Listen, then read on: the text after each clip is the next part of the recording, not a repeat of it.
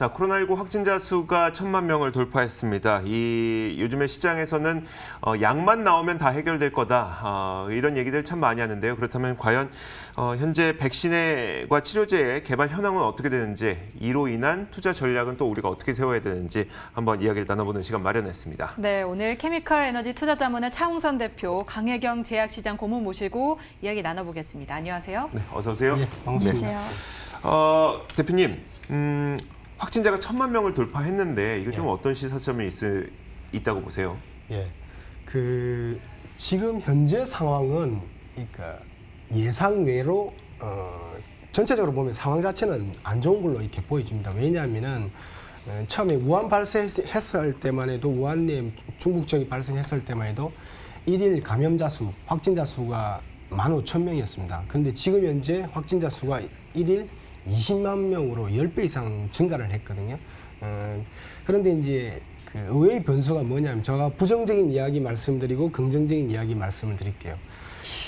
부정적인 이야기는 의외로 지금 현재 이제 6월달, 7월달로 들어가기 때문에 북반구는 여름으로 들어가지 않습니까? 그러면 감염자 수가 줄어들 것이라는 그런 견해가 있었고, 오히려 이제 인구의 10% 사는 남반구, 브라질이라든지 이쪽 지역에서만 좀 증가될 것이라는 예상이 있었는데, 그래서 제가 볼 때는 원래 세계가 볼 때는 감염자 수가 점진적으로 하락하는 모습을 보였습니다. 근데 의외로 어디서 증폭이 됐냐면 미국이었습니다. 북반구의 미국에서 증가하면서 저런 모습을 보이고 있거든요. 그래서 첫 번째 부정적인 이야기는 첫 번째가 15,000명에서 20만 명으로 증가되었는데 의외로 미국에서 증가하면서 오히려 전 세계 주식시장에 있는 컨트롤을 하고 있는 이렇게 좀 미국에서 증가하면서 투자 심리가 안 좋아졌다 이렇게 말씀을 드리고요. 그런데 또 따지고 보면 그럼 긍정적인 뉴스를 말씀드리면은 근데 15,000명 감염자 하다가 지금 20만 명으로 증가가 되었는데 주가는 15,000명이 이렇게 감염되었을 때 S&P 기준으로 30% 빠졌거든요. 전고점 대비 30% 빠졌는데 지금은 10배 이상 증가된 일일 20만 명인데 전고점 대비 한 10% 빠져 있고, 나스닥 같은 경우는 10,000포인트에서 거의 부근에서 이렇게 왔다 갔다 조정받고 있죠. 그런 거 보면은 이게 웬일이지? 그리고 지금 북반구 좀 있으면 이제 10월 달 되면 겨울 들어가는데, 그러면 이 정도 익스포넨셜 올라가는 그림이면 더 많이 조정받았을 것 같은데 그런 점이 있습니다. 그래서 자, 좋은 점을 말씀드리면 첫 번째는 앞에서도 우리 530에서도 말씀을 많이 하셨지만 이 감염자 수는 익스포넨셜이 증가하고 있는데 가만히 보면은 사망자 수는 10,000명에서 일일 10,000명에서 5,000명으로 줄어든 상태에서 관리되고 있습니다. 그러니까 그 소리는 뭐냐면은 전 세계 의료 시스템이 제대로 돌아가고 있다. 두 번째는 31% 효과가 있는 렘데시비르 효과가 나오긴 하는 모양이다.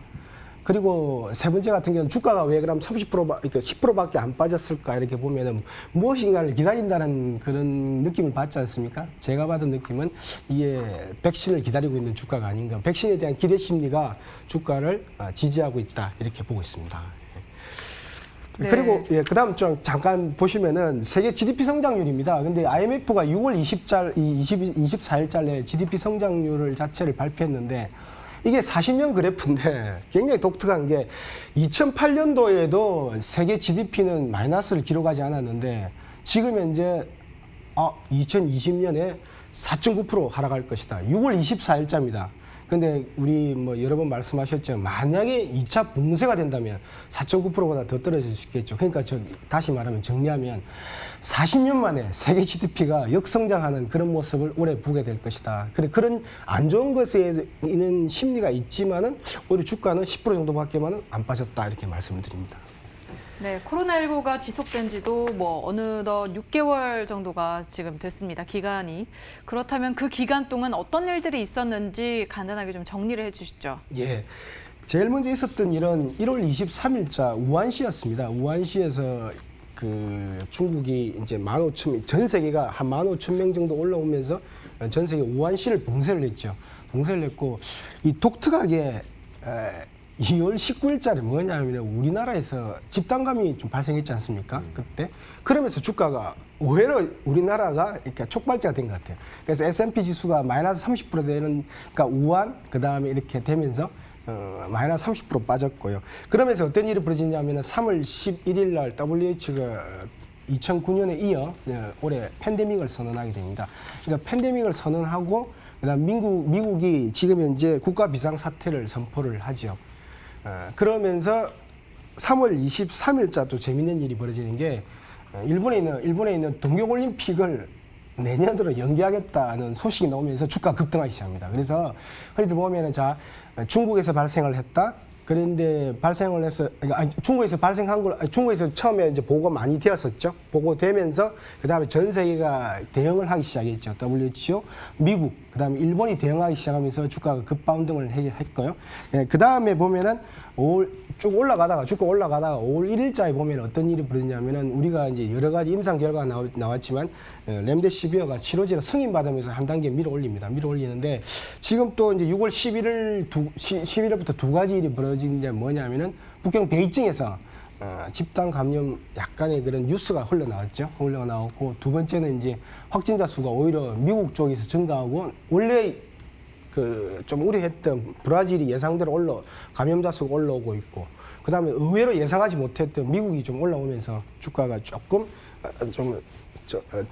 고점 대비 약간 빠진 형태. 그래서 전고점 대비 한 10% 지금 현재 조정받고 있는 그런 형태다. 이렇게 정리를 해드립니다. 우리가 가장 걱정하는 것은 경제 봉쇄거든요. 사실 경제 봉쇄만 일어나지 않는다면 경제는 계속 돌아가는 거니까 경제가 돌아가는 만큼 그만큼 증시는 또 계속 좋아질 수 있을 것 같은데 사실 1차 경제 봉쇄는 전방위적인 봉쇄였었고요. 이제 2차 경제 봉쇄는 아직 진행 중이긴 하지만 굉장히 산발적으로 일어나고 있단 말이에요. 2차 경제 봉쇄의 그 경제적 여파는 어느 정도 될 거라고 보세요? 맞습니다. 앵커님께서 말씀하신 대로 1차 봉쇄의 효과가 얼마 정도였냐면은 원래 처음에 세계 GDP를 IMF에서는 플러스권으로 예상을 했습니다. 그러니까 2019년 대비 2020년은 증가할 것이라고 예상을 했는데 첫 번째 팬데믹이 우려가 되면서 2.6%로 낮췄고요. 그 다음에 1차 봉쇄가 본격적으로 되면서 세계 GDP가 4.9% 정도 하향을 한다는 게 6월 24일자에 발표를 했는데 고까지였습니다. 그리고 나서는 이제 경제가 재개될 거라고 본 거죠. 그러면 지금 이제 다시, 그러니까 설왕설래가 있습니다. 2차 봉쇄를 안 하겠다는 쪽도 있고 해야 된다는 쪽도 있는데 만약에 2차 봉쇄가 된다면 현재 GDP 같은 경우는 원래는 보면 이 기본 개념이 2020년도 2분기를 저점으로 올라갈 거라는 견해가 조금 우세했었는데 이래되면은 3분기, 4분기로 분기가 세계 GDP가 오히려 하향 조정돼야 될 것 같고요. 그 다음에 전 세계 GDP 같은 경우도 4.9%, 2019년 대비 4.9%가 아니고 더 추가 하락 조정을 해야 되는 그런 국면에 있고, 그 다음에 제가 볼 때는 주식 시장을 보면은 2차 봉쇄가 정말 현실화된다면 주가가 지금 이제 전고점 대비 10% 정도 떨어져 있는 거지 않습니까? 나스닥도 10,000포인트가 있는데 2차 봉쇄가 현실화된다면은 제가 볼 때는 주가가 조금 지지받기는 어렵지 않겠냐. 그래서 제가 볼 때는 조금 하락할 가능성이 있지 않겠냐 이렇게 보고 있습니다. 네. 앞으로 더 이상의 확산을 방지하기 위해서는 코로나19 백신과 치료제 개발이 굉장히 시급한 상황인데요. 강혜경 고문님, 이 지금 현재 백신과 치료제 개발 상황에 대해서 좀 살펴주시죠. 네, 이 코로나19는 이 바이러스로 인한 거기 때문에 항바이러스 치료제가 필요한 상황입니다. 그래서 이제 항바이러스 치료제로는 렘데시비어가 이제 허가를 받아서 지금 환자 치료에 사용이 되고 있고요. 그러면 이런 바이러스 치료제는 다른 기존의 항바이러스 치료제로서 허가를 받은 의약품들이 이 코로나19 그 치료제로서 임상을 진행하고 있는 그런 상황입니다. 그리고 코로나19 이제 환자를 치료하는 과정 중에 또 여러 증상들이 나타나는데 그 증상들을 치료하기 위해서 급성호흡 증후군이나 아니면 면역 억제제, 항염증제 등이 필요하기도 합니다. 그래서 이제 기존에 이런 쪽으로 허가를 받은 의약품이 코로나19 치료제로서 또다시 이제 임상을 진행을 하고 있고요. 그리고 그 외에 이제 항체 치료제나 혈장 치료제 이렇게 의약품들도 임상은 진행 중에 있습니다. 이제 앞서 그 호흡곤란 증후군 같은 경우는 임상 2상과 임상 3상이 글로벌 임상에서 이제 좀 진행되고 있다라고 아실 수 있고요. 그리고 대부분은 전임상과 임상 1상에서 이 치료제가 임상이 진행되고 있다라고 말씀드릴 수 있습니다. 그리고 최근에 영국에서 이제 임상을 진행하는 과정 중에 이제 결과 나온 것들 중에 이제 덱사메타손 스테로이드 제제에 대해서 나온 게 있었는데요. 이 스테로이드 제제는 중증 환자의 사망률을 낮추는데 그 효능이 있다라는 걸로 해서 알려졌고요. 국내 이제 기업 같은 경우에도 이 덱사메타손은 정제와 주사제가 생산이 되고 있습니다. 그리고 이제 하이드록시클로로킨 같은 경우는 WHO와 미국 국립보건원 NIH 쪽에서 이 약을 그 승인을 할 때는 유의성이 좀 이렇게 우선해야 위험성보다 이제 유익성이 올라서야 이 허가를 내주게 되는데요. 이러한 이제 여러 가지 임상과 사례를 검토를 통해서 임상이 일단 중단됐고요. 국내 같은 경우도 일단 임상이 중단되어 있는 상황입니다. 그래서 치료제 같은 경우는 좀 이렇게 정리를 해볼 수 있을 것 같습니다. 그러면요, 이 치료제는 일단 뭐 임상이 진행되면서 새로운 치료제를 개발하려고 하고 있지만 이미 렘데시비르라든지 아니면 덱사메타손으로 급한 대로 치료는 가능한 상태인 거죠? 그러니까 이 렘데시비어나 덱사메타손뿐만이 아니라 앞서 이제 말씀드린 대로 허가는 지금 코로나19 치료제로서 적응증을 받진 않았지만 이제 우리가 병원에 이제 환자를 치료하는 데 있어서는 이런 염증제나 면역 억제제 등이 먼저 환자를 치료하기 위해서 일단 사용은 되고 있는 거고요. 임상이라고 하는 거는 이제 그 적응증으로 허가를 받느냐 못 받느냐 이제 이런 차이가 있는 겁니다. 코로나19를 타겟해서 치료할 수 있는 치료제는 지금 개발 단계에 있는 거고 네. 기존의 다른 치료제로 코로나19를 치료하고 있는 거고요. 네, 맞습니다. 알겠습니다. 그럼 백신은 어떻게 되고 있을까요? 백신의 개발 상황은요? 예, 백신은 정말 하루가 다르게 매일 업데이트가 또 되고 있습니다. 이제 가장 빠르게 이제 WHO에서 6월 24일 날 이제 기준으로 발표한 걸로 좀 말씀을 드리겠습니다. 전 세계에서 일단 그 상용화된 허가받은 이 백신은 일단은 지금 없는 상황입니다. 그리고 전 세계에서 이제 미국, 영국 그리고 그 중국에서 개발 중인 백신이 지금 가장 빠르게 지금 임상이 진행되고 있고요. 그리고 임상은 이제 임상 1상과 2상 그리고 2상과 3상이 동시에 진행이 되기도 합니다. 그래서 앞에 이제 표 보시면은 임상 단계에 있는 게 16개.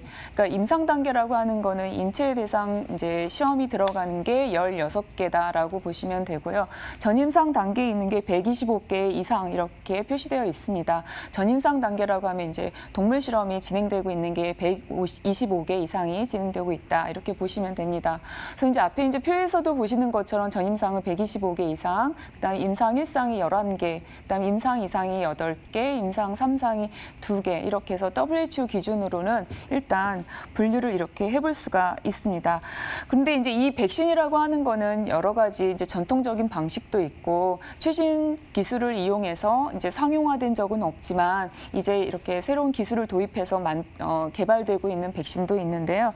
기술별로 해서 이 백신을 좀 나누어 보면 전통적인 이 바이러스를 활용한 백신, 이 바이러스 백신, 그리고 바이러스 벡터 백신, 그리고 DNA나 RNA를 이용한 핵산 백신, 그리고 단백질 백신 이렇게 크게는 4가지로 좀 구분을 해볼 수가 있습니다.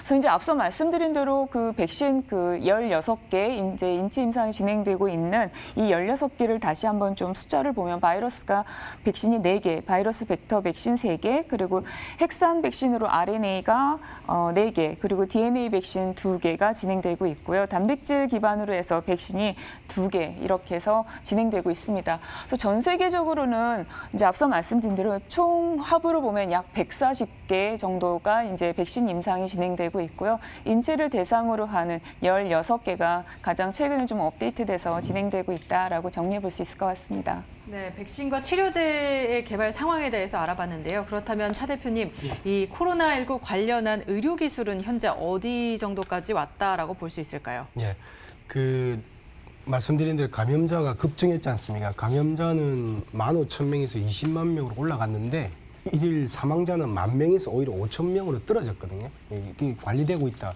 왜 관리되고 있을까요? 그러니까 처음에는 우리가 대응을 못했죠. 1월 달에는 대응을 못했는데 그러니까 제가 볼 때는 코로나19 바이러스에 대해서 이해하기 시작했다 이렇게 보고 있습니다. 여러 가지 데이터들이 나오고 있지 않습니까? 중요한 데이터들이 나오고 있는 게 뭐냐면은 그러니까 요즘에 감염자가 급증하는 이유 중에 하나가 제가 볼 때는 젊은 층 분들이 감염이 많이 되고 있는데 20대, 30대의 사망률은 현저히 낮고요. 그다음에 50대, 60대, 70대, 80대라고 하면서 현저히 사망률이 높아지고 있다.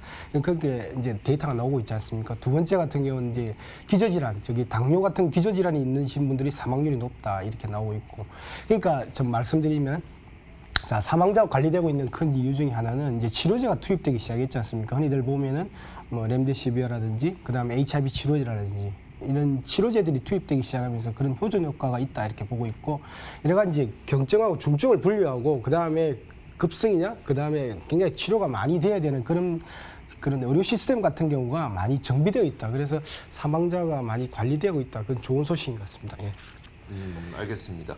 그러니까 우리가 이제 그 전염병이라는 걸 볼 때 그냥 명수 늘어난다고 무슨 수학적 계산처럼 명수 늘어나니까 주가 하락하고 이런 게 아니라 실제로 사람들에게 이게 공포심으로 다가와야 되는 상황인데, 사실 지금 보면은 젊은 층에서 감염자 수가 굉장히 많이 늘어나고 있는 건 사실인 것 같아요. 그리고 그 감염자들은 사실 건강에 거의 이상 없고 증상도 거의 없고 이런 상태로 그냥 지나가게 되고, 다만 문제가 되는 건 이제 65세 이상의 아주 노인분들인데, 노인분들의 경우에는 최근 치료제도 투입되고 있고 그렇기 때문에 사망에 대한 관리는 어느 정도 되어 있다. 이렇게 좀 정리를 해볼 수가 있겠네요. 예. 알겠습니다. 자, 강혜경 고문님. 지금까지 저희가 백신에 대한 이야기를 했던 거는 사실 그 글로벌이었었고 140여 개. 국내 백신 개발 상황은 어떤가요? 예, 이제 국내 진행 상황을 보면 백신의 경우 앞서 이제 제가 글로벌에서 핵산 백신의 경우 RNA 백신이 4개, 그리고 DNA 백신이 2개 이렇게 진행되고 있습니다라고 말씀드렸는데요. 국내 기업의 경우에 DNA 백신에 이제 개발하는 그 기업이 임상 1상에 진입을 했습니다.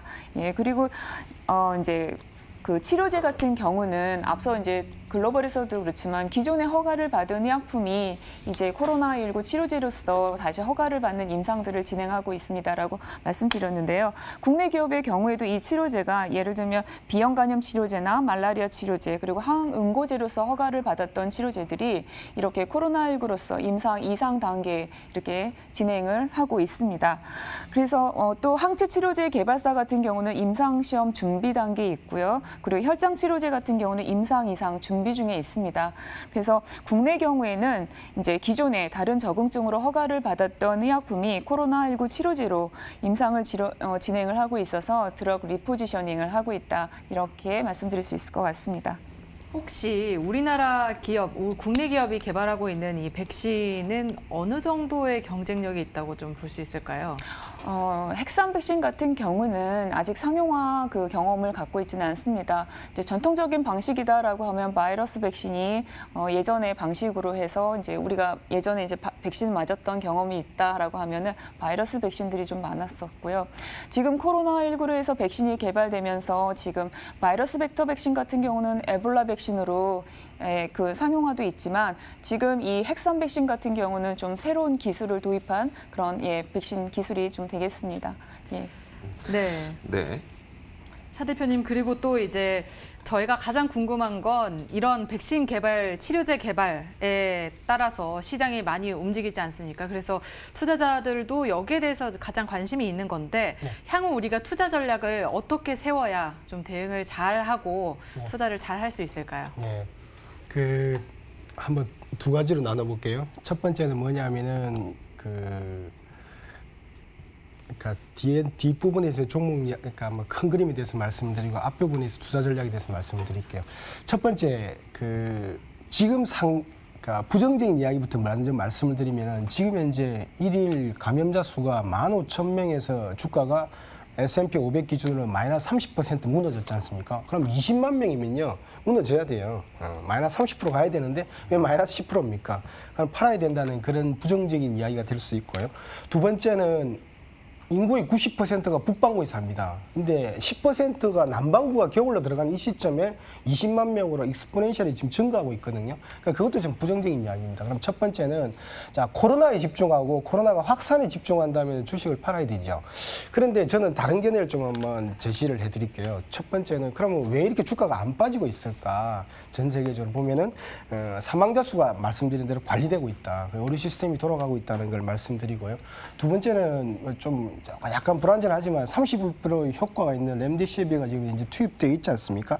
두 번째, 그리고 그림에서 볼 수 있는 것처럼 미국 전 세계 IMF도 그렇지만은 지금 현재 분기별로 보면은 정책 금리를 0%로 낮추면서 각국의 정책 부양에 대한 의지가 굉장히 높습니다. 그래서 이게 불확실해 보이지만 의외에 보면 확실한 변수들이 많거든요. 그리고 우리 강 고문님께서 말씀하셨지만 지금 현재 주가는 백신을 기다리고 있는 주가다. 그래서 요약해서 말씀드리면 이렇게 지금 현재 주가가 추가적으로 빠진다기보다는 제가 볼 때는 오히려 점진적으로 우상향할 가능성이 높지 않느냐. 그러다가 백신 개발이 되는 시점 그리고 투입되는 시점.